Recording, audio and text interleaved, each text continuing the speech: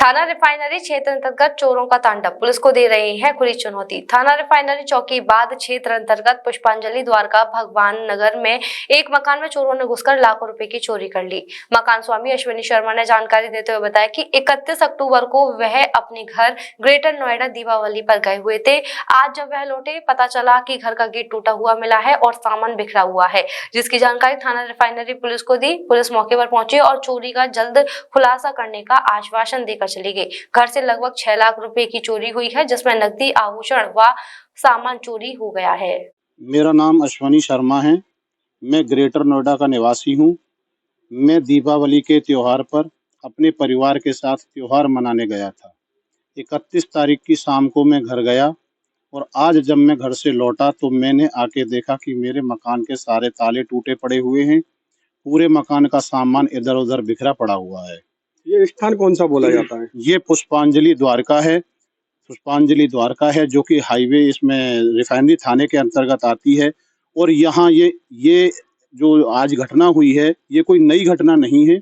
यहाँ आए दिन ऐसी घटना होती रहती है, आए दिन यहाँ से तहरीर जाती रहती है, लेकिन किसी का भी इस कॉलोनी पर कोई ध्यान नहीं है।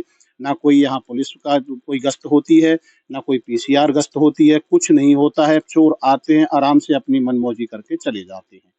तहरीर देने के बाद में 1-2 दिन थोड़ा सा करते हैं, फिर अपना सब अपने मजे से रहते हैं। लोगों को परेशानियां झेलनी पड़ती हैं। कितने रुपए की चोर चोरी करके ले गए? हमारा लगभग कम से कम छोटा मोटा सब कुछ लगा के अगर जो मोटा मोटी लगाया जाए तो कम से कम 6 लाख रुपए का मेरा सामान गया है। इसमें सोने की धातु कितनी है? चांदी कितना, कैश कितना है? सोना लगभग 5.5 तोला सोना गया है हमारा, और लगभग 70-75 हजार रुपए कैश था हमारा। बच्चों की गुल्लक तक नहीं छोड़ी उन्होंने। क्या बताएं हम आपको, इतना छोटा छोटा। और बाकी जो छोटा सामान तो इधर उधर आपने सब कुछ देखा है, सब कुछ बिखरा हुआ पड़ा है। बाकी सामान तो सारा सब देखा जाएगा, तब पता चलेगा कि क्या हुआ। हमने आने के बाद में पुलिस को सूचना दी, पुलिस आई। आने के बाद में इधर सब जितना भी सीसीटीवी फुटेज थे, सारे सीसीटीवी फुटेज निकाले हैं, सब कुछ देखे हैं। वो हमको सांत्वना दे के गए हैं कि हम इसकी कोशिश करेंगे, इसकी पूरी तरह से खोजबीन करेंगे और पूरी कोशिश करेंगे कि इसको जो मुजरिम है, मुजरिम को पकड़ के और उसको दंड दिया जाए और आपका सामान की बरामदी की जाए। दादा क्या नाम है भाई साहब का? गजेंद्र सिंह नाम है मेरा। गजेंद्र भाई साहब, ये कौन सी कॉलोनी बोली जाती है, कौन से क्षेत्र में आती है? पुष्पांजलि द्वारका कॉलोनी है, टाउनशिप के पास है, थाना रिफाइनरी के अंडर में आती है। और मैं आपके माध्यम से प्रशासन को बताना चाहता हूँ, साल भर पहले यहाँ पे इतनी चोरियां होती थी। उसके बाद जब थानों का घेराव किया गया, एसएसपी साहब के पास गए, पब्लिक जाके इकट्ठी हुई, तब जाके कहीं यहाँ पे पुलिस की गाड़ियों की गश्त शुरू हुई। तब से जो है बंद हो गई चोरियां। अब फिर वही रवैया दोबारा से शुरू हो गया है और यहाँ पे आए दिन किसी न किसी कॉलोनी में, किसी न किसी घर में ताले टूट रहे हैं। पुलिस बिल्कुल जो है कानों में रुई लगा के सोई हुई है आराम से। यहाँ जब एफआईआर के नाम पे भी जाते हैं तो एफआईआर लिखी नहीं जाती, सांत्वना झूठी दे के वहां से वापस कर दिया जाता है। क्योंकि अगर एफआईआर लिखी जाएगी तो उनका रिकॉर्ड बनेगा, वो लोग रिकॉर्ड भी नहीं बनाना चाहते और ऊपर से हमें यहाँ सांत्वना दे के चले जाते हैं। जैसे आज आए थे और सांत्वना दे के चले गए। ये घटनाएं आए दिन निरंतर यहाँ रहती हैं। ये तो चलो घर पे नहीं थे तो वो चोरी करके चले गए, अगर घर पे कोई होता वो मार के भी चला जाता। ये प्रशासन बिल्कुल सोया हुआ है। बीजेपी सरकार में अगर ये स्थिति है तो फिर काहे की बीजेपी सरकार, क्या मतलब है इस सरकार का? तो सरकारें फिर ऐसे ही आती रहती हैं। किस चीज पे इस सरकार को वोट दिया जाए?